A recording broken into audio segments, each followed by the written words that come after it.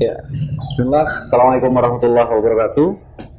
Waalaikumsalam warahmatullahi wabarakatuh. Di siang ini masih bersama Pak Indra Iswara, pakar hukum dari ILC Indonesia Law Center. Jadi di episode yang sebelumnya kita bicarakan tentang profesi notaris ya dalam pandangan Islam itu seperti apa gitu. Karena ada teman-teman yang Muslim, ya kan, khawatir dengan pendapatannya sebagai notaris gitu karena dia menghadapi transaksi-transaksi ribawi misalnya gitu dan yang lain-lain. Nah tadi kemarin kita udah sempat bahas itu dan hari ini kita bahas topik tentang yayasan, problematika yayasan gitu Pak Indra ya. Iya, bisa. Cuman Bila tadi sampaikan bahwasanya pembina itu nggak boleh menerima gaji ternyata begitu. Bahkan tunjangan Iya. boleh, nggak boleh juga ya? Nggak boleh. Nggak boleh. Jadi pembina pun juga nggak boleh menerima tunjangan seperti itu. Ya, misalnya tunjangan rumah atau lainnya begitu. Kita ingin lebih mendengar banyak ya, pengen lebih mendengar banyak penjelasan dari Pak Indra. Sebetulnya bagaimana sih seharusnya yayasan itu berjalan gitu. Terus yang pernah ada bahasan menarik juga. Jadi kalau yang kita tahu beli tanah itu atas nama perorangan gitu ya. Cuman gini, kalau misalnya yayasan yang beli gitu, masa iya mau diatasnamakan perorangan dari salah satu pengurus misalnya, Iya. atau salah satu pembina misalnya, sedangkan pembeliannya itu dari dana yayasan misalnya. Nah itu seharusnya bagaimana? Atau mungkin bisa barangkali atas nama yayasan, hak milik tapi. Silakan Pak Indra. Iya. Bismillahirrahmanirrahim. Assalamualaikum warahmatullahi wabarakatuh. Alhamdulillahirrahmanirrahim, kita masih bisa bertemu kembali di acara siang hari ini.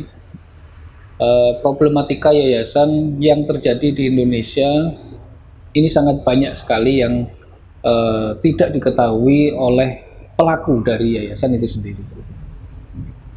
Di antara beberapa problematika yang pernah saya bahas dan saya selesaikan di lapangan, satu, ketika pembina bertanya kepada saya apakah boleh digaji.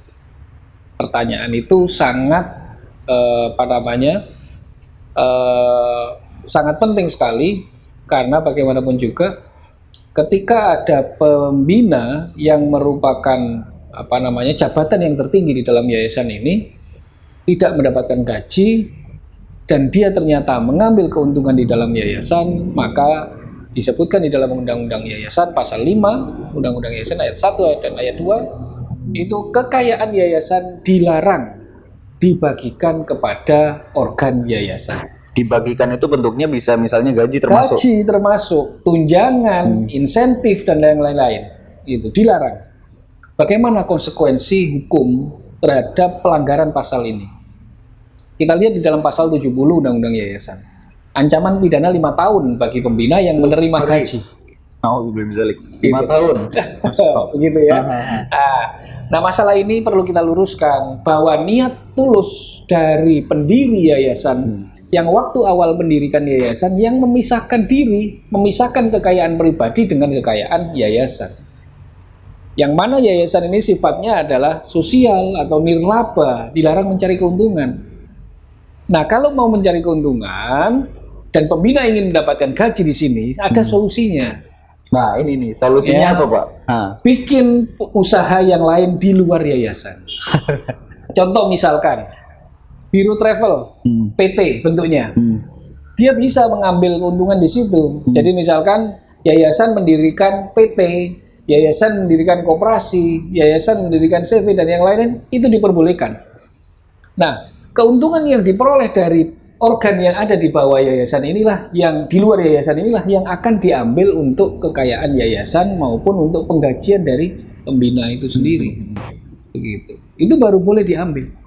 Nah, kita masuk ke kegiatan yayasan.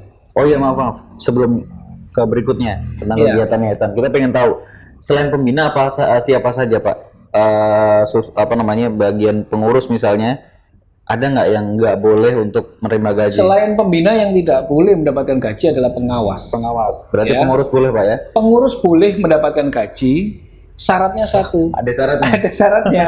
Di pasal 35 disebutkan bahwa pengurus yang kegiatannya terafiliasi dengan kegiatan yayasan. Artinya dia juga terlibat di situ, ikut menjalankan gitu Pak ya? Menjalankan kegiatan yayasan. Ya, contohnya misalkan pengurus yayasan selaku ketua yayasan dia membuat kegiatan yang ada mengatasnamakan yayasan, misalkan Dauro Akbar begitu, yang mengatasnamakan yayasan, dia boleh mendapatkan gaji yang terafiliasi dengan kegiatan yayasan. Yang tidak diperbolehkan adalah pasal 5 tadi. Kekayaan yayasan itu tidak boleh dibagikan kepada pembina, pengawas, dan pengurus. Sebenarnya pengurus tidak boleh kalau dia tidak bekerja. Jadi gini, kalau saya tangkap, pada dasarnya pengurus pun juga nggak boleh menerima gaji, tapi boleh dengan syarat begitu Pak ya, dengan syarat dia ikut menjalankan dalam kegiatannya begitu Pak ya. Yayasan. Nah, kemarin ada permasalahan, misalkan pembina menjalankan kegiatan yayasan ini menggunakan aset-aset dari yayasan, boleh apa tidak? Boleh kalau untuk kegiatan yayasan ya. Sepanjang untuk kegiatan yayasan diperbolehkan. Contoh misalkan mobil, aset yayasan, mobilnya aset yayasan, dipakai untuk kunjungan kemana begitu, sama pembina yayasan, ya bersama dengan kegiatan yayasan. Sepanjang untuk kegiatan yayasan diperbolehkan. Boleh. Tetapi kalau misalkan dia mau asetnya yayasan, tapi digunakan untuk kepentingan pribadinya, traveling misalnya jalan-jalan, nah ini dilarang. Oke, dilarang begitu. ya. Jadi tidak diperbolehkan. Kita masuk ke aset dulu sekarang. Mengenai aset, ya. Aset yayasan ini harus diatasnamakan ke atas nama yayasan. Ada kejadian di daerah Depok ya, yayasan daerah Depok. Si aset ini diatasnamakan dengan pengawas yayasan, perorangan, pengawas yayasan. Jadi misalnya bentuknya tanah gitu. Ya, aset tanah. Namakan salah satu pengawas. Salah satu pengawas. Berarti atas namanya perorangan. Perorangan. Oh iya. Gitu ya. Sedangkan itu harusnya diatasnamakan yayasan. Tapi bisa Pak ya atas nama yayasan? Bisa. Nanti akan saya beritahu bagaimana caranya yayasan memiliki aset. Nah, karena diatasnamakan perorangan, begitu perorangan atau pengawasnya ini meninggal dunia, ya demi hukum sesuai dengan peraturan perundang-undangan di Indonesia, ini jatuh kepada siapa? Ahli waris. Iya, yang saya tahu begitu. Nah, jatuh kepada ahli waris dari yang punya nama di dalam sertifikat tersebut. Padahal ini aset dibeli oleh yayasan. Nah, akhirnya yayasan menggugatlah kepada ahli waris, gitu. Masalah itu Pak. Ya, terjadi masalah di sini. Makanya kenapa saya selalu mengingatkan kepada teman-teman yayasan itu, kalau misalkan mendapatkan aset baik berupa sesuai dengan pasal 2 kekayaan yayasan itu, kekayaan yayasan bisa diperoleh dari hibah, wasiat, jual beli, dan perolehan lain yang tidak melanggar ketentuan perundang-undangan.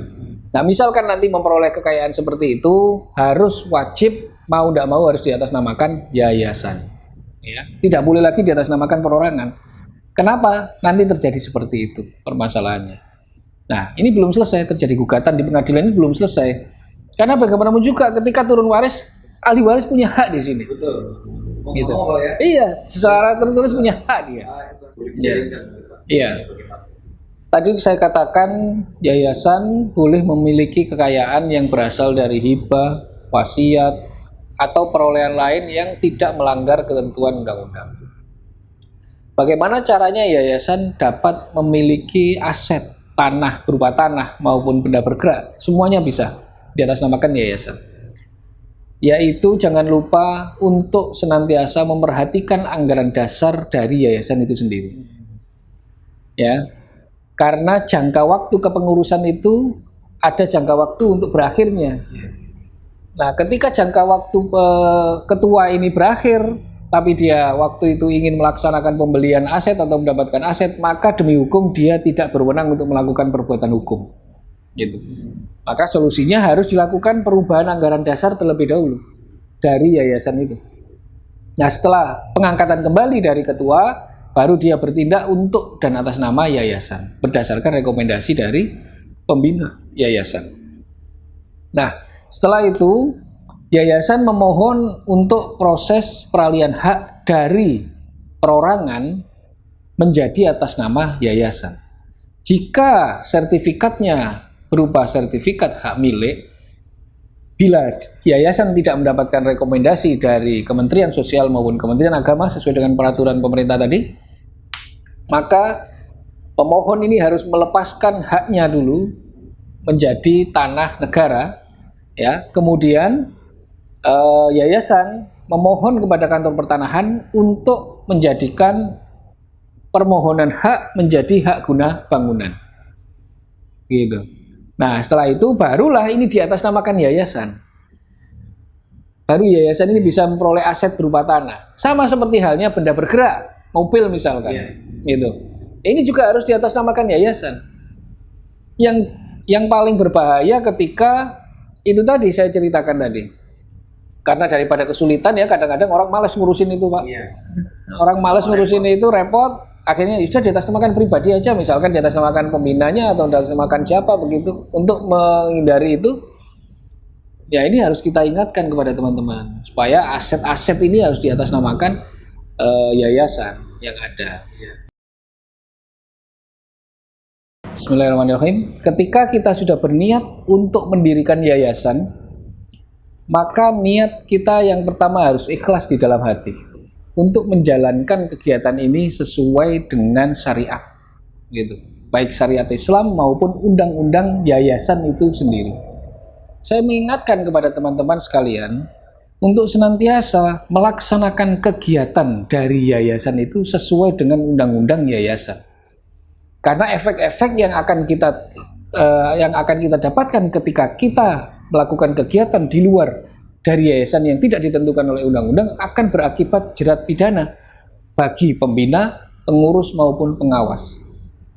Aset-aset, kegiatan, kekayaan, ini semuanya harus dikelola dengan manajemen yang baik dalam satu yayasan. Ya. Jangan sampai nanti akhirnya terjadi permasalahan yang tadi kita ungkap, itu adanya keterlambatan dalam melakukan proses perpanjangan hak misalkan, itu terjadi masalah seperti itu. Makanya manajemen dari yayasan itu harus diperbaiki apabila belum sempurna. Itu mungkin yang bisa saya sampaikan supaya nanti teman-teman yayasan bisa bergabung juga di dalam agenda kita. Gitu. Saya tambahkan mungkin mudahnya bila di antara pengurus yayasan itu kesulitan dalam manajemen dalam hal legal mungkin legalnya bisa dilibatkan dengan tenaga ahli dari luar supaya terhindar dari masalah-masalah yang sampai ke urusan pidana bahaya. Dan juga di sisi lain kita juga punya pertanggungjawaban di sisi Allah kan tentunya begitu. Iya, betul sekali. Gitu, Pak Ibrahim, iya, betul ya. Iya. Terima kasih Pak Ibrahim. Assalamualaikum warahmatullahi wabarakatuh. Waalaikumsalam warahmatullahi wabarakatuh.